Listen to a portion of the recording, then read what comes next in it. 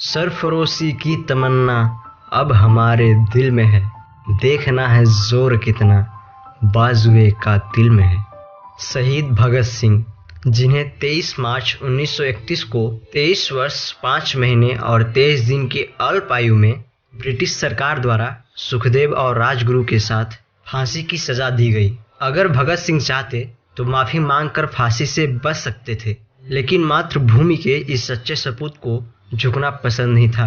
उनका मानना था कि जिंदगी तो अपने दम पर जी जाती है, दूसरों के कंधे पर तो जनाजे उठा करते हैं। भगत सिंह की विचारधारा महात्मा गांधी से बिल्कुल ही अलग थी।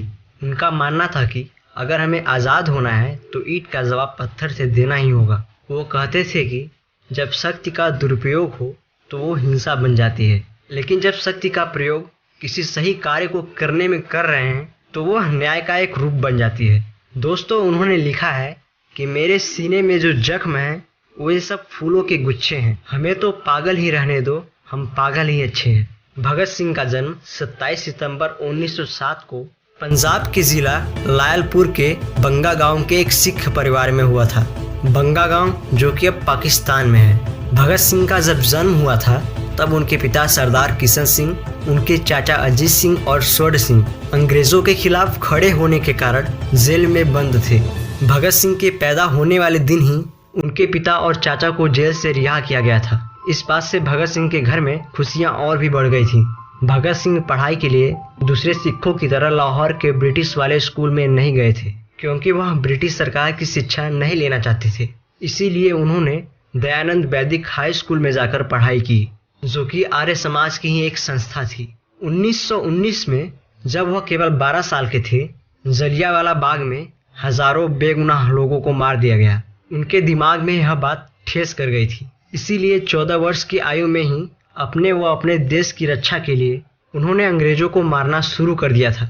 वे हमेशा से ही गांधी जी के अहिंसक होने का विरोध करते थे, क्योंकि चौरी चौरा कांड में मारे गए बेकसूर लोगों के पीछे का कारण अहिंसक होना ही था। जब चौरी चौरा कांड हुआ था तब उस समय भगत सिंह जी स्कूल में पढ़ाई कर रहे थे, लेकिन जब उन्होंने इस घटना के बारे में सुना तो 50 किलोमीटर पैदल चलकर उस घटना वाले स्थान पर पहुंच गए। पहुंचने के बाद उन्होंने जो देखा वह सचमुच बहुत ही ज्यादा दर्दनाक था। भगत सिंह ने उन शहीदों का बदला लेने की ठान ली और खून से सनी हुई मिट्टी मुट्ठी में भरकर घर लेकर आए। उसके बाद से ही भगत सिंह ने युवाओं को इकट्ठा करना शुरू कर दिया और एक अभियान की शुरुआत की, जिसका मुख्य उद्देश्य ईंट का जवाब पत्थर से देकर ब्रिटिश राज्य को खत्म करना था। युवाओं पर भगत सिंह का बहुत बड़ा प्रभाव पड़ा और इसी प्रभाव को देखते हुए ब्रिटिश पुलिस ने मई 1927 में भगत सिंह को अपने हिरासत में लिया। उनके ऊपर आरोप लगाया कि वो अक्टूबर 1926 में हुए लाहौर के बम धमाके में शामिल थे।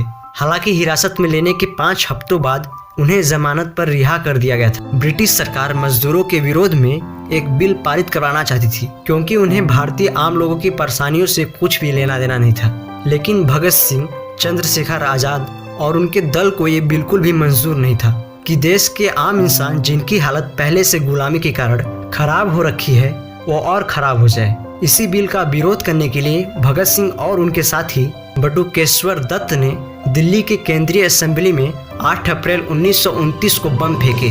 बम फेंकने का मकसद किसी की जान लेना नहीं था। उस बम के निर्माण के समय उसमें विस्फोटक की मात्रा नहीं के बराबर थी।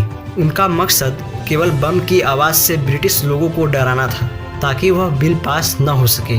बम फेंकने के बाद भगत सिंह और उनके साथी ने अपनी इच्छा से गिरफ्तारी दे दी, ताकि यह बात पूरे देश में फैल जाए और देश के अन्य भारतीय लोगों के अंदर भी स्वतंत्रता की भावना पैदा हो सके।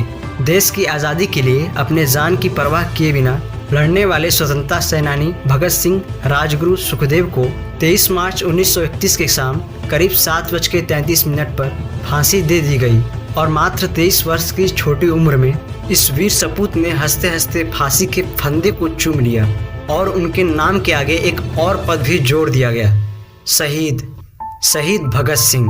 दोस्तों, कभी भी व्यक्ति को कुचलकर उसके विचारों को नहीं मारा जा सकता। आज भी शहीद भगत सिंह हमारे लिए बहुत ही बड़े प्रेरणा स्रोत हैं। आपको ये कहानी कैसी लगी कमेंट में ज़रूर बताना।